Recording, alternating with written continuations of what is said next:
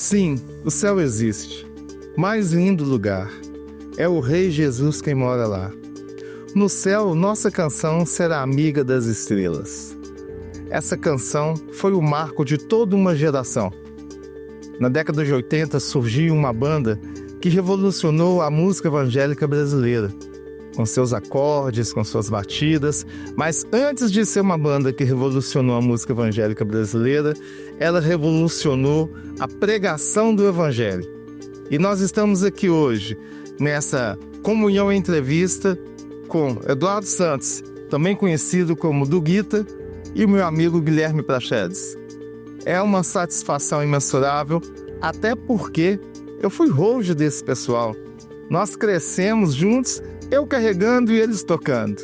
Aprendi muito com eles. E hoje, aqui nessa entrevista, eu quero deixar para vocês um pouco da história da Banda Azul e, antes de ser Banda Azul, da Banda MPC, porque foi assim que começou todo esse trabalho.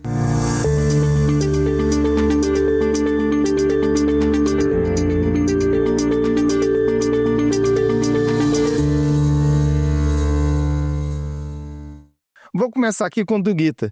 Du, fala pra gente um pouquinho como começou essa trajetória. A gente começou o grupo para fazer o louvor em uma reunião de jovens que havia toda segunda-feira em Belo Horizonte e que era uma revolução, porque os jovens das igrejas todas começaram a ir pelo formato diferente, né? Então nós começamos a tocar, eu já tocava lá, aí depois convidei o Dudu Batera trouxe o Moisés na época, e depois o Dudu também falou do Guilherme, convidou, e aí nós começamos, né, a fazer aquele louvor ali, e depois chegou o Janires, e aí a coisa embalou. Aí a banda MPC, quando a coisa ficou mais séria, nós resolvemos assumir um outro nome, conversamos com o Marcelo na época, com a bênção dele, e aí surgiu a Banda Azul. Guilherme, tem uma situação muito atípica.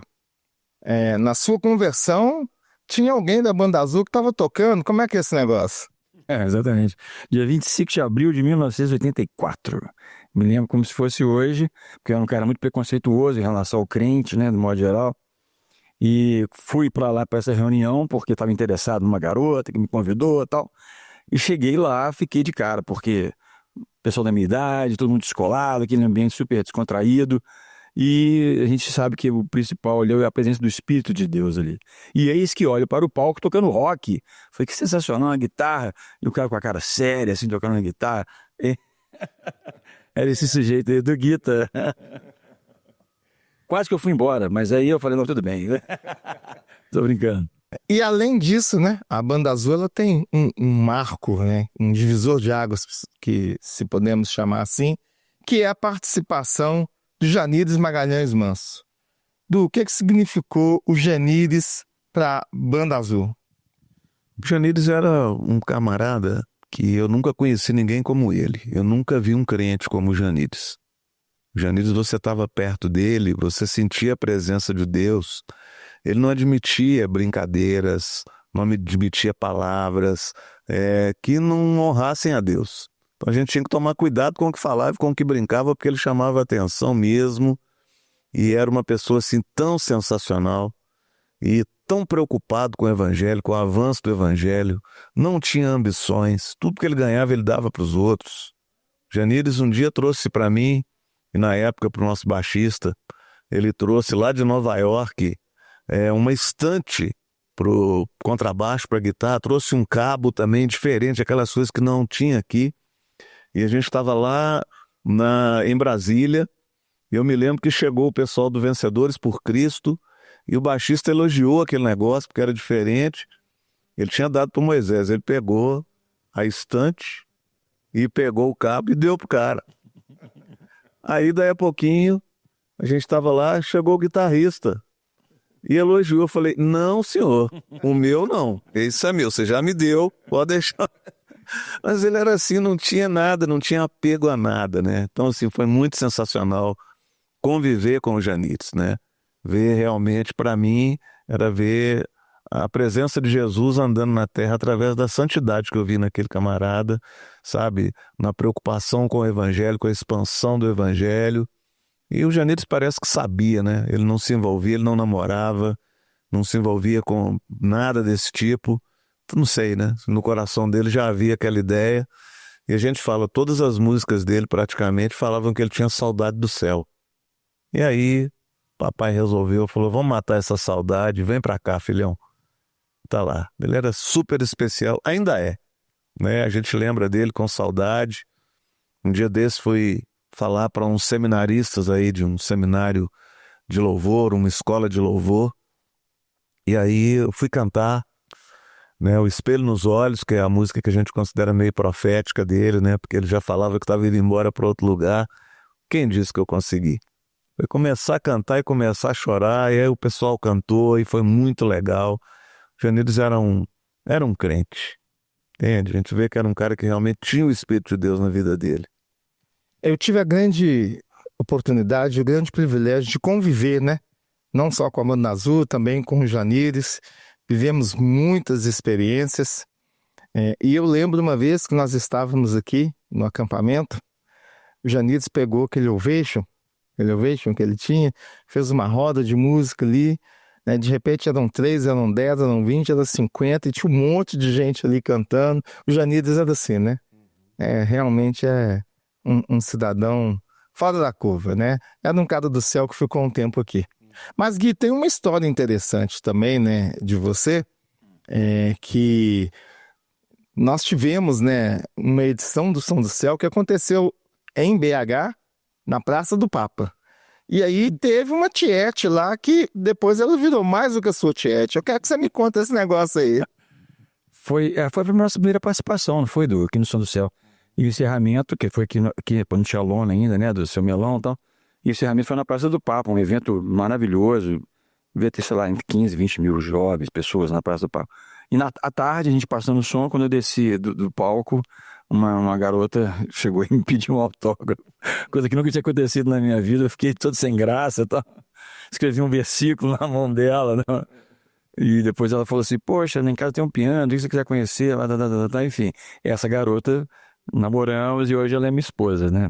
Hoje, assim, já tem 40 anos quase. Pois é, gente, nós estamos aqui falando com Eduardo Santos e Guilherme Prachedes, aqui nessa entrevista, especialmente, né, da Comunhão Entrevista, 40 anos de Som do Céu. E para encerrar, eu quero fazer uma citação que, inclusive, é um dos motivos deles estarem aqui hoje. Uma homenagem a uma pessoa que foi muito meu amigo. Trabalhamos juntos como office boys ali no BDMG, fomos para o conservatório juntos, estudamos música juntos, tivemos uma caminhada, né? E é o meu querido Dudu Batera, que vocês estarão homenageando hoje, e eu queria que vocês falassem um pouco dessa homenagem. Cara, um desafio, né? Na verdade, assim, o que eu gostaria que acontecesse nessa homenagem é aquela alegria dele, sabe? Aquele bom humor dele permeasse ali. Então eu pretendo contar uns causos dele pra gente não ficar muito emotivo, senão ele não consegue nem cantar, né? Tá tudo muito recente ainda. O Dudu também, como você falou, é um irmão, né? Um irmão, a gente sempre mantinha contato e tal, mas enfim, quis Deus assim e tá tudo certo. Então a homenagem vai ser, porque a gente até Edu falou, a gente nem quis convidar nenhum baterista também para ficar, não. E eu gravei as baterias, tentando fazer algumas coisas dele, do arranjo, viradas, algumas coisas que a gente fazia, sempre olhava um pro outro. E, enfim, espero que de alguma forma as pessoas sejam abençoadas assim dessa forma. Du, o que você tem a dizer, Dudu Batera? Dudu era um irmãozão, né? Brincava que era um irmão nascido na barriga de outra mãe. E uma pessoa muito alegre, muito prestativo e muito amigo mesmo, né? E ele me chamava, às vezes, falava, cara, você sabe que você é meu irmão, né? Falei, claro, você também te considero assim, né?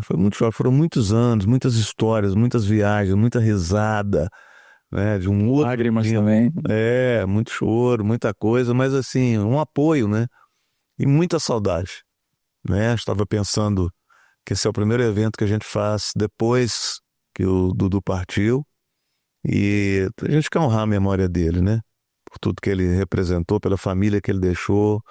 Então, assim, que as pessoas também possam curtir, né?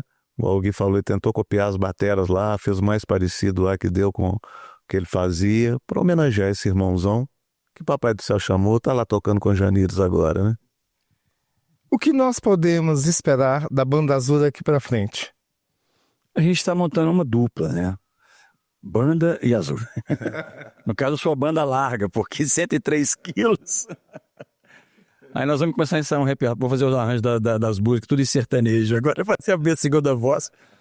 Tô brincando. Cara, é colocar diante de Deus e Deus é que sabe. Por enquanto, a gente está fazendo com essa parte do VS, né? A parte Virtual Sound, que é essa parte gravada. Mas, dependendo dos convites que vier, aquilo que Deus permitir que aconteça, a gente se estrutura para poder atender. A gente está sempre, como fala, a Banda Azul nunca acabou, na verdade. A gente sempre está de prontidão. O Senhor chamou, a gente vai. Ok, gente. Então essa foi, na Comunhão Entrevista, a nossa conversa aqui com dois amigos. Eduardo Santos, também conhecido como Duguita, e o Guilherme Prachedes, né? Ambos da Banda Azul, que influenciou, que ajudou a música evangélica brasileira e que tem ajudado. Até a próxima. Continue conosco porque nós estamos no Som do Céu Especial em parceria aqui com a Rádio Transmundial.